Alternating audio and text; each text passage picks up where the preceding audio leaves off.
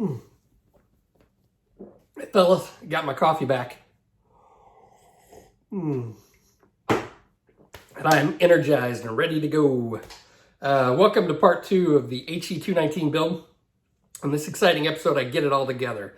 Now, I don't go like really in depth on how everything goes together because I just kind of butchered the hell out of it. This model will put hair on your chest. Somebody either commented or emailed me, I forgot which, that this model had broken him. Because, yeah, it's not an easy kit to put together. And I can see why they don't want 14-year-olds to have this kit, because it's hard. It's a really challenging kit. You know what? It's been a fun kit, though, so far. I've got it in primer, and I'm still working on, like, fixing some panel lines. I need to rescribe that one. I tried to do that last night, and I messed up, so I had to fill it in, and I'm going to have to redo it. But overall, I am like extremely happy with where I'm at so far because nothing seemed to fit right. I kind of screwed it. You really need to take your time when you build this kit. This is something that, and do a lot of test fitting. I mean, it's going to be impossible to test fit these entire engine nacelles before you put the engine together. It's just, ooh, it's complicated. But, you know, Adam Savage talks about hiding his crimes whenever he like builds a model, like when he makes mistakes, he calls them crimes and he has to hide them later on. Well, I've committed like 10 felonies and about 25 misdemeanors on this thing that I'm going to have to try to cover up. So, but I think we're getting there. Anyway, let's go with the video. Okay, fellas, so what I'm doing now is I'm replacing some detail that I lost because I had a pretty substantial step right along the forward part of the fuselage as it goes to the midsection here. It was something that I just couldn't avoid. There's a little bit of one over here, but I'm not going to mess with it. Now, it looks like on this plane, there might be, I'm guessing these are like armor plates on here. So it doesn't look like they would all be even anyway. But I did want to sand this down because it was a little too much. I wasn't happy with it. But while I did that, I had to sand some raised detail. Now, it looks like right along here, there's like a lip, a raised lip that comes along this I would assume, armor-plated panel right here. And what I did to replace that was I just took some really thin plastic card and I cut a strip, and then I glued it right along to continue that raised lip. And then I came along and sanded just the top of it so it mimicked the transition. Now what I have to do is I have to replace all these little rivet holes. So how I'm doing that is I figured out the spacing by just placing a piece of tape right along this other panel that has about the same spacing of these rivet or screw holes. And I marked them. And now I can come along and continue where I've already got these screw holes or fasteners or whatever you want to call them, and just place my tape right along here. All right, and that way I can get them evenly spaced to replace them. That looks about right. And I've got this, I believe these are like leather punches, and you can see I've got various sizes. And all I'm doing is I'm going to come along here, and I'm going to place my, let's go a little bit lower. I want to get this right, because once you put these in, it's really a pain in the butt to correct them. I'll have to fill them in and sand them and redo them, and that's just a lot of work. So let me get this positioned where I can line this up correctly so I'm not having to redo it.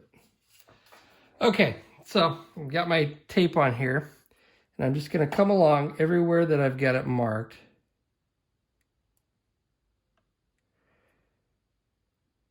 And I'm just going to take my little punch and wiggle it around and replace those. Now, the fasteners aren't exactly the same because it looks like there's a little line like a, like it would be a place for a screwdriver.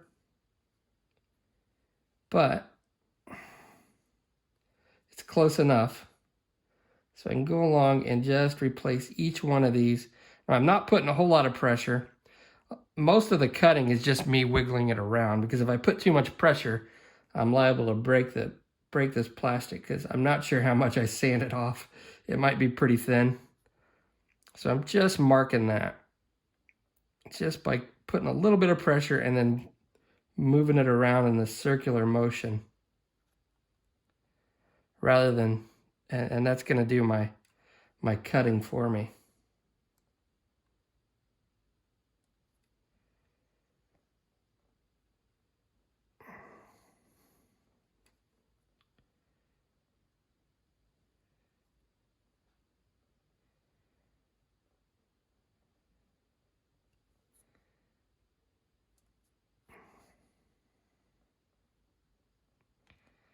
Just like so.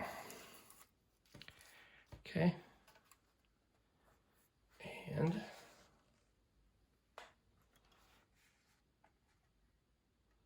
then I've replaced all those fasteners. So I've replaced the raised detail and then the scribed in detail of the rivet holes, or the fastener holes. So there we go. Okay, so as you can see here, I've done a lot of filling and sanding on the bottom of these nacelles where the landing gear bay went. I'll tell you what, if I were you, what I would do, these little sections that you glue onto the engine, I would hold off on gluing those onto the engine until you mount the engine into the nacelle, and then put all these pieces, because there are a bunch of pieces that make up this nacelle. Obviously, you've got the top piece here, but then you've got a couple of side pieces. These two pieces here that go on if you're going to close the engine bay up. And then you've got the landing gear bays, which weren't as bad as I thought they'd be. But there's a lot of stuff that goes around. And if this section here where the exhaust stack comes out is not precise and it doesn't glue on there, there's not a really precise location to glue it in, and they're not real specific on the instructions, just hold off on gluing these in, the exhaust stack, that whole system there, into the engine until after you get it mounted in here and you're trying to fit up all these parts. Otherwise, you're going to run into the situation I had where they don't fit very well, and I'm going to have to do a lot of rescribing. Now, because I used CA glue and metallic pigment, it's really hard to scribe into this stuff. The plastic is softer than my filler. So what I like to do in this case is use, I'm going to scribe directly into primer. So what I'm going to do is I'm going to mask this area off, and I'm just going to spray where I need to rescribe, and I'm going to build up a decent layer, and I'll scribe into that. Like if you've watched my other videos, you know this is the way I like to do this a lot of the time. So what I've done is I've went ahead and I've made a template out of tape so I can at least know where I need to scribe into the primer to make this scribe line here on the landing gear bays. And then the other stuff I can estimate and like right along here. I can figure that out without having to make a template. Now, because the wings, when they're off the model, they fits into the top of the fuselage with this piece right here. Well, they're really flexible, and that's a weak point right there. So what I've been doing to stiffen up, to make this a little more rigid, is I'll take 4 pieces of tape, and I'm gonna line it up, and I'm gonna pull it taut. And I'm going to make this a little more rigid with just tape. And that way it's gonna be less likely to break on me. And I'll do the same thing on the bottom. And this has worked well so far.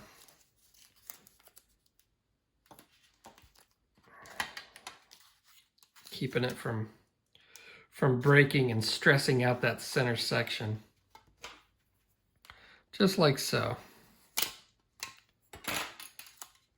Make sure it's tight. So if I've got all these 4 pieces of tape pulling on each other,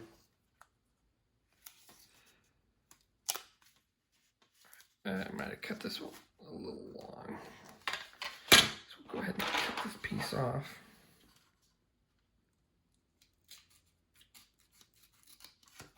There we go. All right.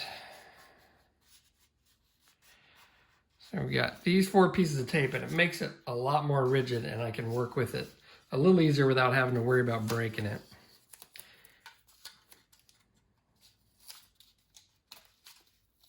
Ah.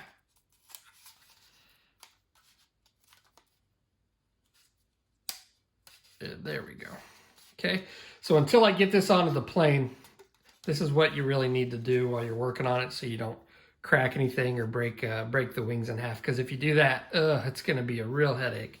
Because they do fit on there pretty well, but if if you're gluing them on in 2 pieces, it's going to be somewhat of a train wreck. So I want to avoid that at all possible. So I'm going to get to spraying my Mr. Surfacer down. I'll scribe my lines on the bottom, and then go from there.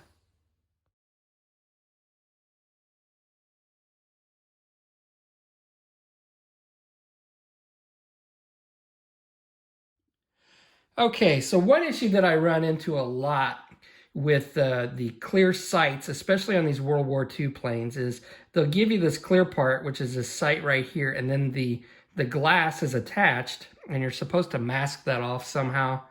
And there's usually a parting line right through the glass, and the glass is real thick on the sight, and it just really looks bad. So what I like to do is I like to save these clear acetate sheets that I don't know, I've got a few of them, and you can just cut out the clear part in the shape of the glass that you want on here. It's really thin, and it looks a lot better than the glass on the clear part that you have to clean up. They just end up looking horrible. So I usually just cut those off at the get-go, the glass part, and then paint it, and then I'll cut little sections out of my acetate sheets that I have saved. Now I've already got one put on there, and this came with 2, so I assume there's supposed to be 2 of these glass pieces on there. And I've got this cut out. It's really thin, really small, and I'm just dipping it in some this Tester's clear window glue, and I'm going to try to delicately, if I can, put this on here.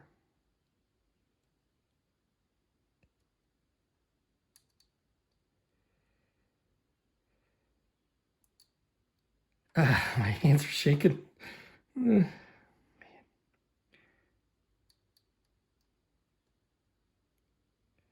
I may have to let this glue sit up a bit. Son of a bitch.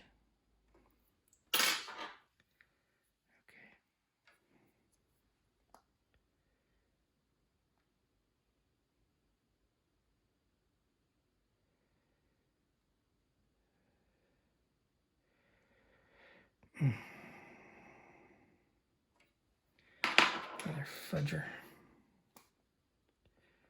This is delicate.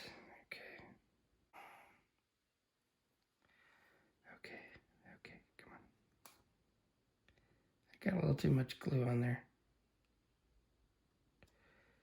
There we go. That's right.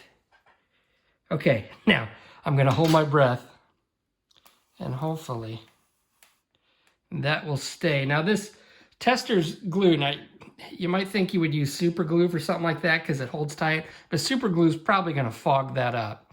And this Tester's glue holds pretty well on especially small parts like that. So I'm going to let this dry, and I'm going to do some touch up, and the canopy actually fits on here pretty well. Now you can see up here the fairings on here. I made those. I just cut a circular piece of plastic card and cut a hole through the center, and then glued it onto the nose. And then I came back with some Magic Sculpt right here, and I fashioned the fairings. Now the reason that I had to do that is because the fairings that come with the kit do not fit over that. They tell you in the instructions that you need to do some modifications. They don't tell you what modifications you need to do. But basically, you have to cut them in half and then fit them around there, and they don't even fit when you do that. So the fairings in the kit are basically useless. So just molding those with the Magic Sculpt is about the only way I could figure out how to add those fairings. And I'm going to come back and paint over this hand brush with some Mr. Finishing Surfacer and mask off the antenna and try to make sure that they're nice and smooth and uniform with the Mr. Surfacer, because it's kind of hard to tell with the way the Magic Sculpt is on there. But I'm going to try to work on those with the Mr. Surfacer, but I'm not going to do that till I get the canopy glued on, because you know, I don't want to get any of my Tamiya extra thin on my Mr. Surfacer and screw up all that work. So I'm going to go ahead and work on getting the canopies on. They do fit pretty well. I'm pretty happy with how they fit. There is going to need to be some filling I'm going to have to do, and I'll do that with this Tester's window glue, and I may come back and show you how I do that. So, all right. Okay, so the overall, the canopy didn't fit that bad. The rear portion of the canopy fits pretty well, but this windscreen does not fit very good. Didn't fit as good as I thought it would. Now I've got them glued on with Tamiya Extra Thin, and see if I can tilt this here. But there is a substantial gap right along here, and there's a couple other little spots like right along the top that need to be filled in. And how I like to do that is I will use my Tester's window glue, and what this does is it'll fill in those areas without having to sand, because I don't want to get around there and sand just yet. I may have to if once I spray my primer down, I may come in there and fill it in with some Mr. Surfacer and try to smooth it out as best I can. But initially, how I fill in seams along my canopies is with this clear glue. And let's see, I really want to, because this is in flight, I really want to, I need to fill in all these gaps. So not only because it'll look better if I don't have any gaps, obviously, but I definitely don't want any spray getting in there, any paint to fog up anything. So all I do is I get some of this glue on my glue looper, and I'm going to come in and I'm going to start filling in that seam. And any cracks that I got, any openings that I got.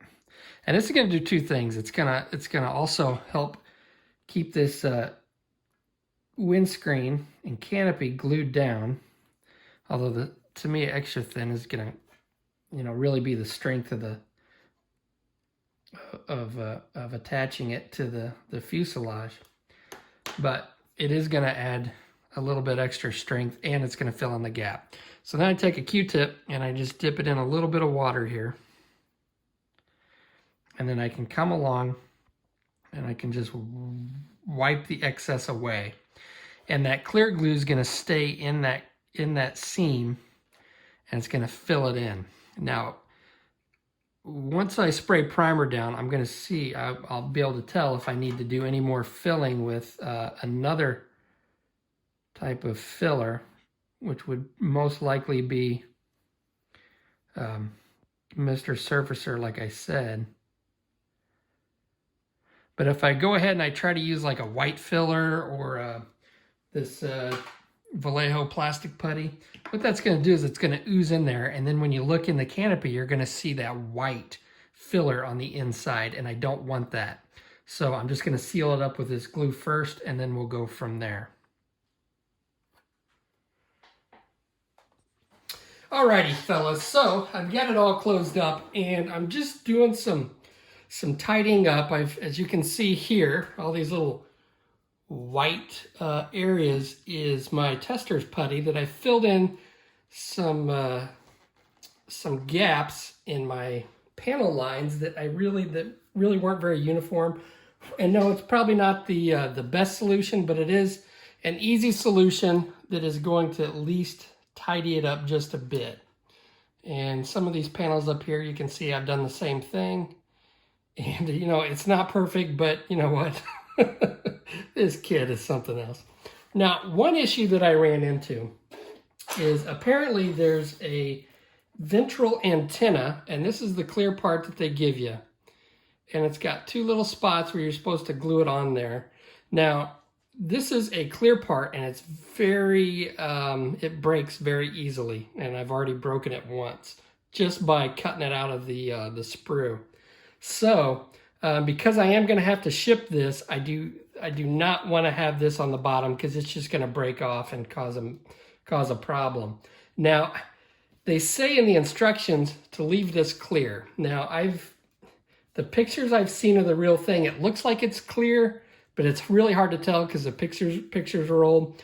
I've seen some modelers paint it the same color as the fuselage, but I'm going to go ahead and leave it clear. So what I've done is I've taken a piece of this acrylic sheet, and it's pretty thin. It's about the same thickness as the actual clear part, but it's very flexible, and it's probably not going to break on me. And what I'm doing is I've cut out a piece, and you can see I've left a strip right along the top that I want to fit inside the fuselage, so I can take this out while it's being shipped, and then the owner can just insert it. So what I've done is where the location of the this antenna goes, I've started cutting out a slot so that this tab fits in it and the owner can just slip it in there. And how I'm doing that is I'm using the thing that I like to use to scribe most of my panel lines is this G-Tech tool. And it's a plastic cutter. You know what? I can't find this specific brand anymore online, but there are similar tools. It's got this distinctive shape of the cutter up here. And I've just lined up my tape, and I'm starting to just cut out a slot that'll fit in. And I'm going to try to go all the way through the plastic. And it's going to take a little bit of time. You just kind of go a little bit at a time and start cutting that slot just like so. And then once I get that through, then this should fit in here. This little piece of acrylic should fit in there just like that. And hopefully this works out. It's something that, I tossed around in my head. Should I just, slap a piece of plastic card on there and paint it? Because, I'm not really sure if it should be clear. Instructions say it should be clear. The pictures I've seen, it might be clear.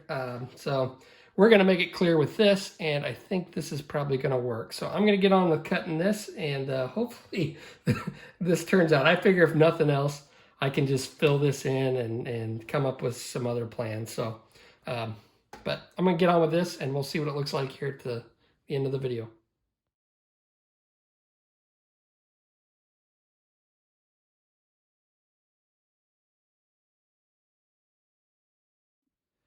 All right, fellas. So I've got it primed, and I use Mr. Finishing Surfacer Gray. And whenever I do a lot of work, like filling and all the panels not fitting very well, I like to use gray a lot better than black because I can see the mistakes a lot easier. So overall, I'm pretty happy with how the canopy turned out. It's not too bad. There's a couple little spots that need to be taken care of, and that's a good thing about using the gray is because those spots, camera may not even be able to pick it up, but there's a little spot in there that needs to be filled in a little bit, and some of the panel lines I think I need to work on. But overall, I am pretty happy with it. Now, with this primer, what I like to do first off is I like to go around the model and check to see if I got any little pieces of phlegm. Those little particles that creep in while you're painting.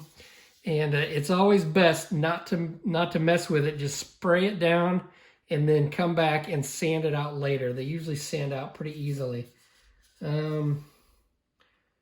Can't see any right offhand, but I know I've got some on here because I saw them when I painted it. But how I typically do that is I'll go around and I'll check give the model a once over with my eyes, and then I'll come back and I'll take a sanding cloth. Here I got a 3600 with, and I dip it in some water, and then if I got a piece of phlegm, I'll just come in here and sand it out. Then what I'll do is I'll take either 3600 or 4000 grit, and I'm going to go over the whole model and I'm going to wet sand it. Now, you do have to be somewhat careful because, especially with this model, the panel lines on the wings, it looks like they're overlapped. So I assume when they built this plane, instead of having like typical flush panels on the wings, it looked like they were overlapped a little bit. So I got to be careful not to sand too much and then start sanding away my primer on the outstanding surface area. So I just want to get in here and start sanding away, making sure everything's smooth, and I check it with my fingers. Although this is pretty smooth, I really do like to get a nice smooth finish on my models. And it starts with this this technique, sanding as I go. And I'll also sand the Tamiya paint typically too, with something that I picked up from Greg at Greg's Models. So there are a couple other things that I need to do after I get done with my wet sanding. I need to fill in my panel lines down here on where I had closed up the gear bay, and I also need to create the panel line for the ladder door. So there are also a couple other like panel lines and stuff that I need to fix. Like right along here, I can make those look a little bit neater. And I'll probably end up doing that with either some of this Vallejo plastic putty, which I can put on, stick in the crevice, and then wipe it away with a Q-tip and water. Because I don't want to use my typical stuff like the tester's putty once I get the primer down, because the alcohol is just going to wipe away my primer as well. So I want to use something like this, or if I need to, I'll come in and I'll fill in some areas with Mr. Surfacer 1000, and then I'll just lightly sand it away if I need to do that. So I'm going to get on with doing this. Next episode will be painting, and I think this is a paint job that I think is going to be challenging, but I don't think it's going to be as difficult as a lot of people make it out to be. So hope you enjoyed this video. Thanks for watching, and I'll catch you on the next one.